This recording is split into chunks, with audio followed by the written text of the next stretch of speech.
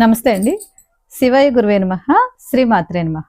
మనకి 14వ తేదీ మంగళవారం రోజు మకర సంక్రాంతి పండుగ వచ్చింది. సహజంగా మనం పండుగని ఎలా జరుపుకుంటాం?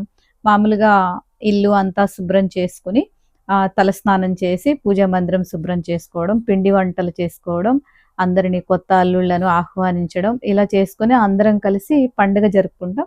ముఖ్యంగా సంపూర్ణమైనటువంటి అంటే ఆరోగ్యం, అంతేకాకుండా ఆర్థికంగా మంచి అభివృద్ధి, మనకి చేసే ప్రతి పనిలో కలుసుబాటుగా ఉండడం, లక్ష్మీ కటాక్షం కలగడం, కుటుంబ సభ్యులందరూ సంపూర్ణంగా ఆరోగ్యంగా ఉండడం, వీటన్నిటికీ కూడా ఒకే ఒక చక్కటి విధానం ఉంది. అంటే అన్నీ కలిసి రావడానికి ఒక వస్తువుని దానం చేయాలి ఈ రోజున. అది ఏంటి అనేది ఈరోజు మనం చూద్దాం.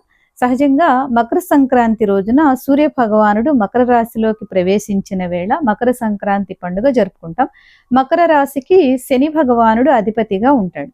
అంటే శని భగవానుని ఇంట్లోకి సూర్య భగవానుడు ప్రవేశిస్తాడు. కనుక ఈ రోజున మనం ముఖ్యంగా నువ్వులు దానం చేయాలి. అంటే నువ్వులు 2 రకాలు ఉంటాయి కదా, నల్ల నువ్వులు, తెల్ల నువ్వులు.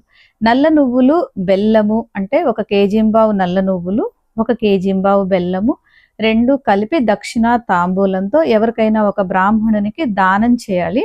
తర్వాత తెల్ల నువ్వులు ఉంటాయి కదా, నువ్వులను మనం అంటే నువ్వులు బెల్లం కలిపి దంచి దానిని ఉండగా చేసి దేవుడికి నైవేద్యం పెట్టి ఇంటిలో కుటుంబ సభ్యులందరూ కూడా ప్రసాదంగా స్వీకరించాలి. ముఖ్యంగా ఈ రోజున ప్రతి ఒక్కరూ కూడా మంత్రాలు వచ్చినా రాకపోయినా సూర్య భగవానునికి అర్ఘ్యం ఇచ్చి నమస్కరించుకోవాలి. ఈ రకంగా మనం నువ్వులు బెల్లం కలిపి దానం ఇవ్వడం, తెల్ల నువ్వులు బెల్లం కలిపి అది ప్రసాదం స్వామికి పూజా మందిరంలో నైవేద్యం పెట్టి దానిని ప్రసాదంగా స్వీకరించినట్లయితే సంపూర్ణమైన ఆరోగ్యం కలుగుతుంది. అంతేకాకుండా అపమృత్యు దోషాలు, గండాలు ఇవేవి లేకుండా ఉంటాయి. అంతేకాకుండా ఇది బాగా చలికాలం, చలి ఎక్కువగా ఉంటుంది కనుక మనకి శక్తి ఉన్నవారు ఎవరైనా పేదవారికి దుప్పటి కంబళి అంటాం కదా, అది దానం చేయడం కూడా చాలా మంచిది. దుప్పటి దానం చేస్తే మనం కుటుంబం అంతా కూడా సంపూర్ణమైన ఆరోగ్యంగా ఉంటారు. ఒకవేళ అంటే కొన్ని చోట్ల హరిదాసు వస్తూ ఉంటారు కదా, వారికైనా కూడా ఇవ్వచ్చు, తాంబూలం పెట్టి ఇవ్వడం. అంతేకాకుండా ముఖ్యంగా పిల్లలు బాగా మంచి అభివృద్ధిలోకి రావాలన్నా, జ్ఞానం అభివృద్ధి చెందాలన్నా, సంపూర్ణ ఆరోగ్యం కలగాలన్నా కూడా ఈరోజు మంచి గుమ్మడి పండు ఉంటుంది కదా, మంచి గుమ్మడి పండు సూర్య భగవానుడికి సంబంధించినటువంటిది. మంచి గుమ్మడి పండుకి పసుపు రాసి బొట్టు పెట్టి అవకాశం ఉన్నవారు హరిదాసుకి ఇవ్వవచ్చు.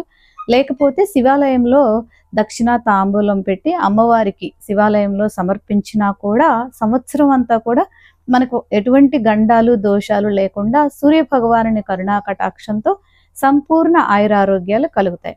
ఈరోజు తప్పకుండా అంటే ఏదో ఒక సమయంలో అయినా మనం ఆదిత్య హృదయం తప్పకుండా చదువుకోవాలి. చదువుకుంటే ఒక ఆదిత్య హృదయ పారాయణ చేస్తే మనకు ఒక ఆరోగ్యమే కాదు, ప్రతి పనిలోనూ కూడా విజయం కలుగుతుంది. మనకు దీర్ఘకాలికంగా వాయిదా పడే పనులన్నీ అవుతాయి.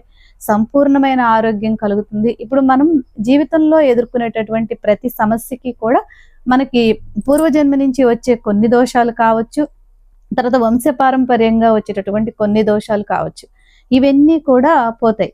అంటే శ్రీరామచంద్రుడు కూడా సీతా అన్వేషణకు వెళ్ళేటప్పుడు రావణాసురుడితో యుద్ధం చేయడానికి ముందు ఈ ఆదిత్య హృదయ పారాయణ చేసి వెళ్ళి విజయం పొందాడని మన పురాణాలు మనకు తెలియజేస్తున్నాయి. అందువలన తప్పకుండా చదువుకోండి.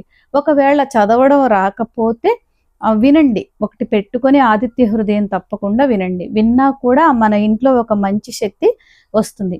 ఈ రోజున ఈ విధంగా చేసుకున్నట్లయితే మనకు సంపూర్ణమైనటువంటి ఆయురారోగ్యాలు కలుగుతాయి. సర్వేజన సుఖినో భవంతు.